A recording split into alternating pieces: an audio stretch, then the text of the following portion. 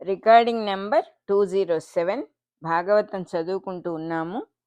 చతుర్థ స్కంధం సెకండ్ పార్ట్లో 721 పద్యం దగ్గర నుంచి చదువుకుంటూ ఉన్నాం. ఇప్పుడు తన యందు భాగముగా మాయ వేరగుట, తన యందు భాగముగా మాయ ఇమిడిపోవుట అను రెండు భావములు మరల మరల ఒకదాని తర్వాత ఒకటి కలుగుచుండును. దానితో మరల మరల పలుమారులు ఈ సృష్టి జననము వృద్ధి లయము కలుగుచుండును. ఈ స్థితులకు ఈశ్వరుడవైన నీవే ఆత్మస్వరూపుడవు. యోగస్థితి యందు నిశ్చల తత్వము లభించిన వారు శ్రద్ధ అను నీ అస్తిత్వముతో కూడిన వారై కార్యకలాపములను నిర్వర్తించుచుందురు.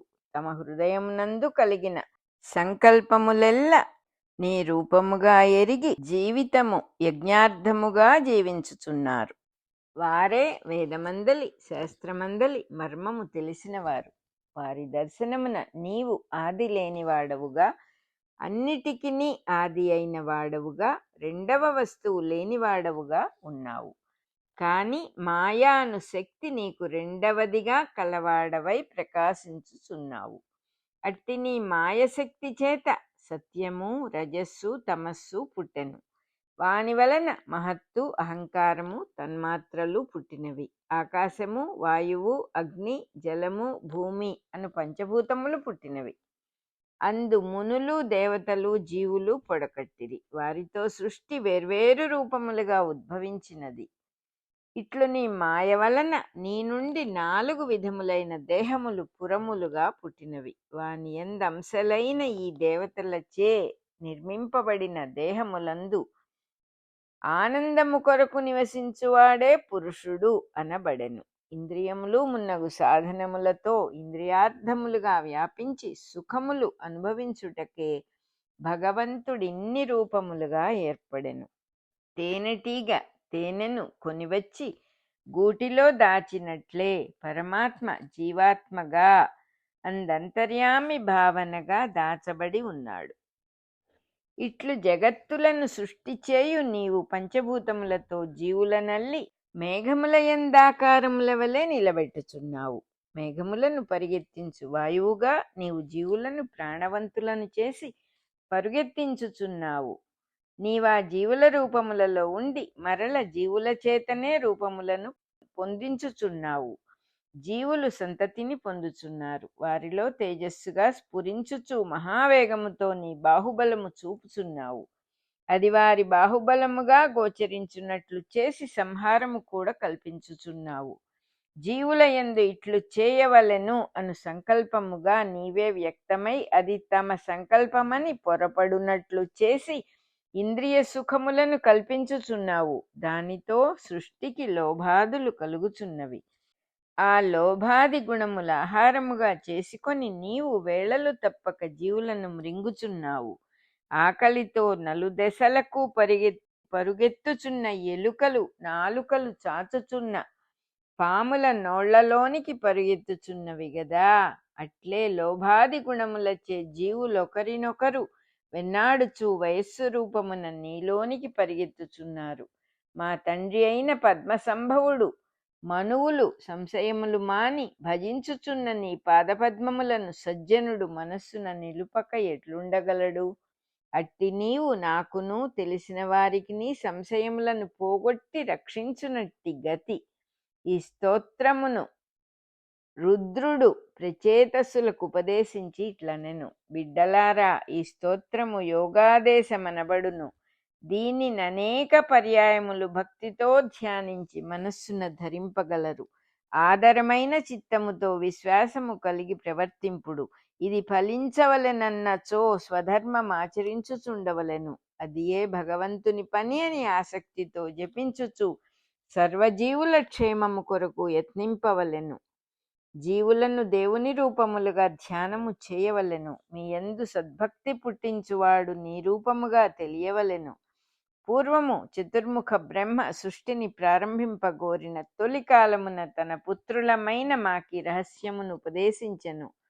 తన వలనే నభిలషించు భృగువు మొదలగు మహర్షులకు కూడా తెలిపెను. మేమందరము బ్రహ్మచేత ఈ ప్రజాసర్గమున ప్రేరేపింపబడిన వారమై ఈ స్తోత్ర మహిమచే చీకటి లేక మెలగి వివిధ జీవులను సృష్టించుచున్నాము. ఈ స్తోత్రమునెవడు నిశ్చలముగా ధ్యానింపదలచునో వాడు భగవంతుని ఈ జీవుల రూపమున వసించువాడుగా జపింపవలెను. వెంటనే శ్రేయస్సు పొందును. ఆపదల సముద్రమైన సంసారమున తెప్పవల ఈ స్తోత్రము సహాయపడుచుండగా సులభముగా తరించును. ఇతర మార్గములలో దుర్లభుడైన శ్రీహరి ఈ స్తోత్రమున సంతుష్టుడగును. జీవులకు దీని వలన అభీష్టములు నెరవేరును. ప్రభాతమున లేచి అంజలి ఘటించి శ్రద్ధతో ఈ స్తోత్రమును ఇతరులకు విన్నను కర్మబంధ విమోచనము కలుగును. రాజకుమారులారా, పురుషులందరిలో ఈశ్వరుడుగా ఉన్న పరమ పురుషుని స్తోత్రమును మీకు ఆదరముతో ఉపదేశించి తిని మీరు సద్భక్తితో ఏకాగ్రచిత్తులై భజింపుడు. ఈ స్తోత్రము మీ ప్రవర్తనముగా మలచుకొనుడు. అప్పుడు మీరు సుశ్లోకులై మీరు చేసిన జపమెల్ల తపస్సగును. పవిత్రములైన మీ కోరికలు సిద్ధించును. కావలసిన పూనిక ఏర్పడును. ఈ స్తోత్రమును తమ ప్రవర్తనముగా మలచుకొనుట అనగా ఇంద్రియములకు గోచరించునట్టి సమస్తమును నారాయణుడుగా భావించి జీవించుట. ఈ ప్రచేతసులు భూలోకమున జీవుల ఇంద్రియములకు అధిపతులుగా కాబోచున్నారు కనుక వారికిది ఉపదేశించబడినది. దీనివలన ఇంద్రియములు బంధమునకు కారణము కాకుండా మోక్షద్వారములై పూజ్యస్థానం అలంకరించినవి. ఇంద్రియముల ద్వారమున ఇతర వస్తువులుగా అనుభవింపబడు దేవుని రూపములతోనే జీవితము సాగవలసి ఉన్నది. కనుక జీవితమును సన్మార్గము పట్టించుటకే ప్రకృతి, పంచభూతములు, త్రిగుణములు, ఇంద్రియములను ఏర్పడి దివ్యమూర్తులై మనకు ఊర్ధ్వగతికి తోడ్పడుచున్నవని ఈ ఉపాఖ్యానము తెలుపుచున్నది అని ఇట్లు ఉపదేశమునరించి సదాశివుడు వారలచే పూజింపబడి అంతర్ధానుడయ్యెను. అప్పుడు వారు తృప్తితో ఈ రహస్యమును 10,000 మారులు 10,000 సంవత్సరముల పాటు జపించిరి. సృష్టి జరుగుచున్నంత కాలము ప్రచేతసులు ఈ స్మరణను నిలబెట్టుకొనుచు జీవులకు అందజేయ చూచుచున్నారని అర్థము. జల మధ్యమున ఉగ్రమైన తపస్సు చేసిరి. నీటిపై సూర్యకిరణములు పడుచుండగా మొదటి జీవులు పుట్టుచున్నప్పుడు ప్రచేతసులు వారి ఇంద్రియములుగా పనిచేయుటకారంభించుచు దైవస్మరణను మరువలేదని అర్థము. బ్రహ్మ సృష్టించిన జలములే ప్రాణములుగా ప్రచేతసులందరూ తపస్సు చేసి జీవుల ఇంద్రియముల స్వరూపములై మెలగుచు సృష్టికి మేలు చేసిరి. నారదుడు ప్రాచీన బర్హికి బ్రహ్మజ్ఞానం ఉపదేశించుట అని హెడ్డింగ్. ప్రాచీన బర్హి అను బిరుదము వహించిన బర్హిష్మదుడు భూమియందెల్లయడల యజ్ఞశాలలు వర్తింపజేసి తూర్పు కొనలుగా దర్భలను పరపించెను.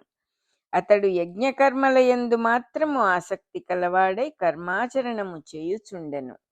జీవులకు భూమిపై ప్రాంతీయములైన తూర్పు పడమరలేర్పరచి సూర్యోదయ సూర్యాస్తమయములను నిర్ణయించిన సూర్యుడే మనకు కనిపించు సూర్యుడు లేక అసావాదిత్యుడు అని వేదములు చెప్పుచున్నవి. అసలు సూర్యుడు వేరు, భూమిపైనున్న జీవులు చూచునట్టి సూర్యుడు వేరు. అసలు సూర్యుడు కంటికి కనుపింపక చూచువాని రూపమున అంతర్యామి అయి ఉండును. వానినే ఆత్మస్వరూపుడైన సూర్యుడు అని వేదములు చెప్పుచున్నవి. కంటికి కనిపించు సూర్యుడు చాక్షుషమైన ప్రతిబింబము మాత్రమే. అసలు సూర్యుడు ఆదిత్యలోకమున తెలివిగా వెలుగుచుండును. మనలో కూడా తెలివియు అర్ధమగుటయు అతని వెలుగే. కంటికి కనిపించు సూర్యుడు రుద్రలోకమున వర్తించుచుండును. ఇతనినే ఈ కథలో ప్రాచీన బర్హి లేక బర్హిష్మదుడు అని వ్యాసుడు వర్ణించెను. ప్రాచీన బర్హి సూర్యోదయ సూర్యాస్తమయములేర్పరుచుట వలన భూమిపై జీవులు పుట్టి తమ తమ కర్మలయందు మాత్రము ఆసక్తులైరి. తమ స్వభావములకు తగిన ప్రవర్తనము కలిగి ఆహార నిద్రాదుల యందు మాత్రమే వర్తించుచున్నారు.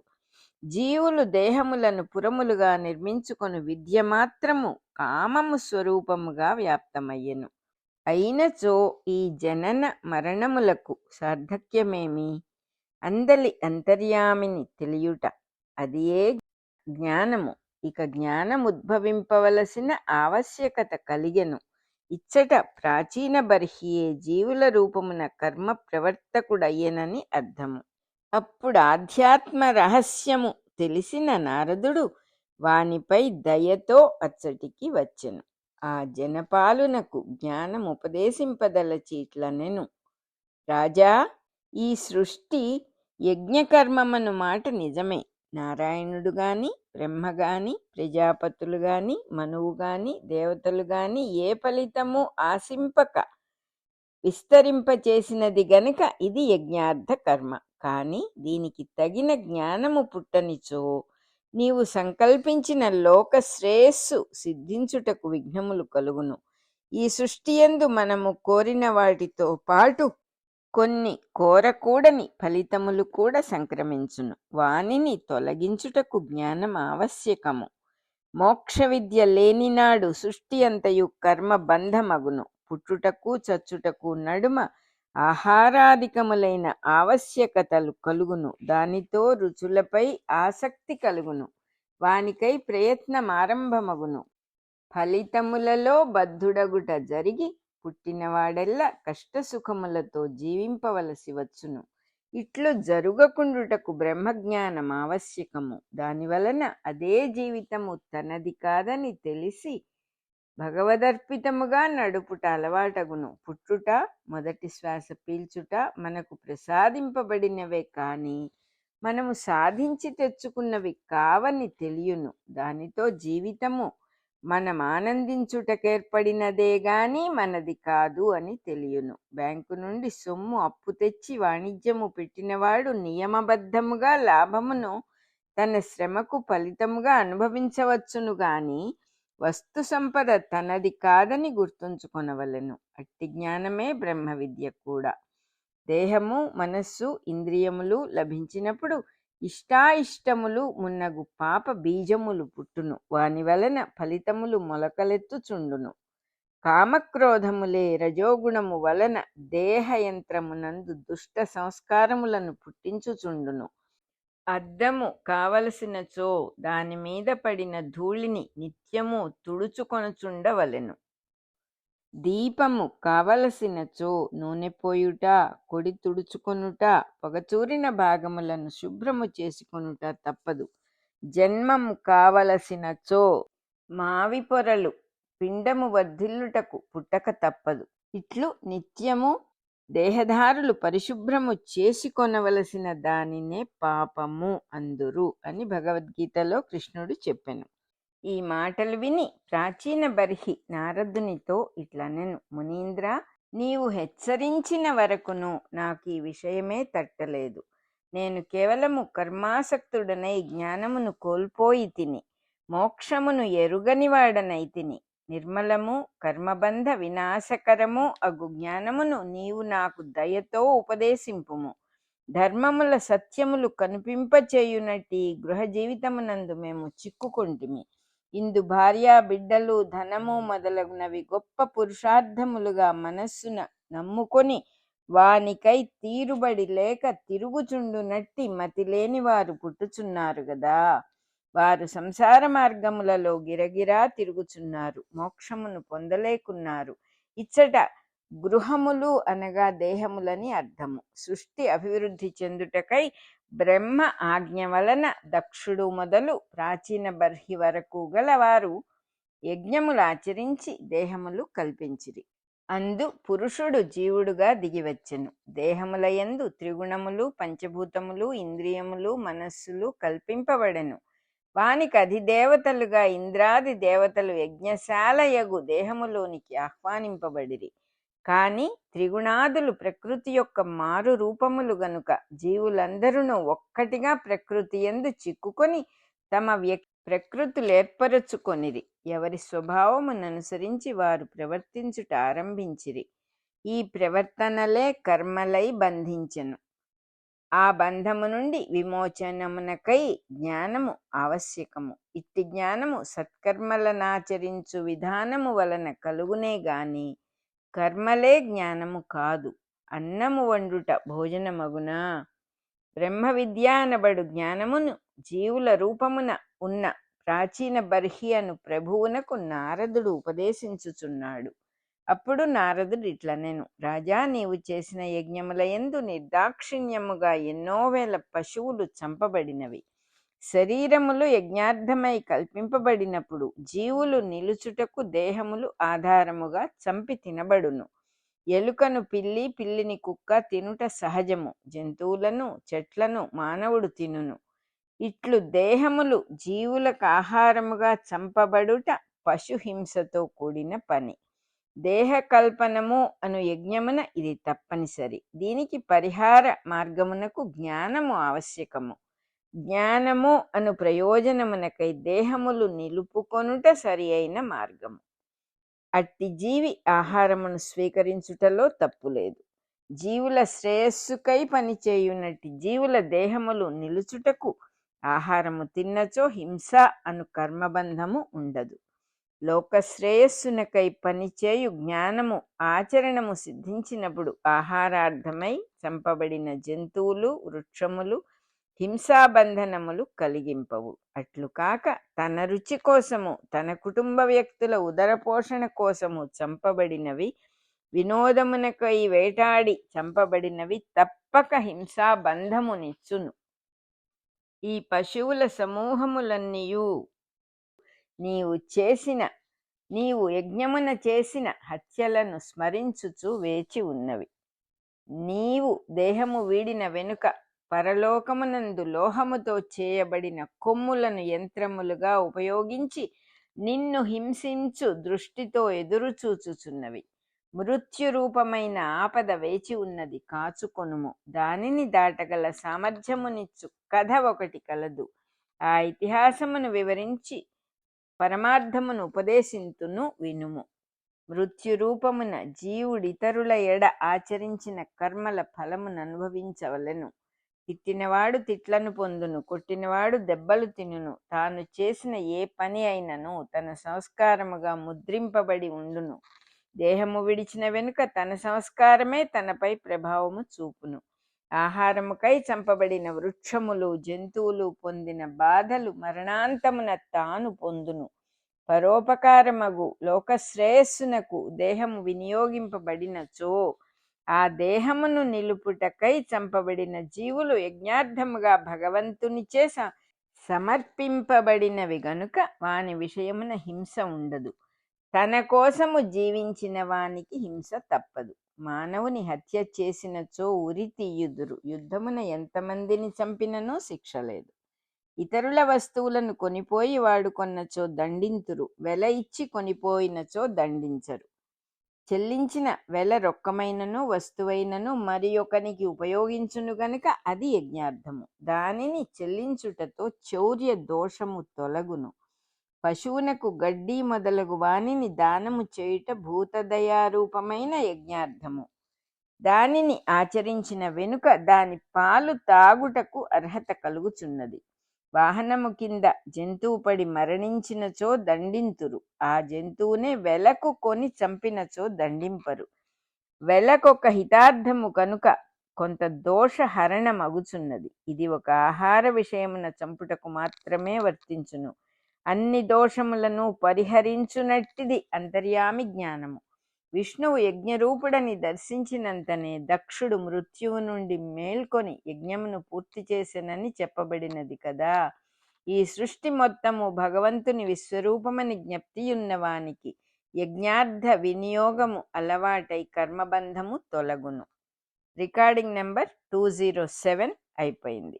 చతుర్థ స్కంధంలో రెండో భాగంలో 721 పద్యం దగ్గర నుంచి 741 పద్యాల దాకా చదువుకున్నాం.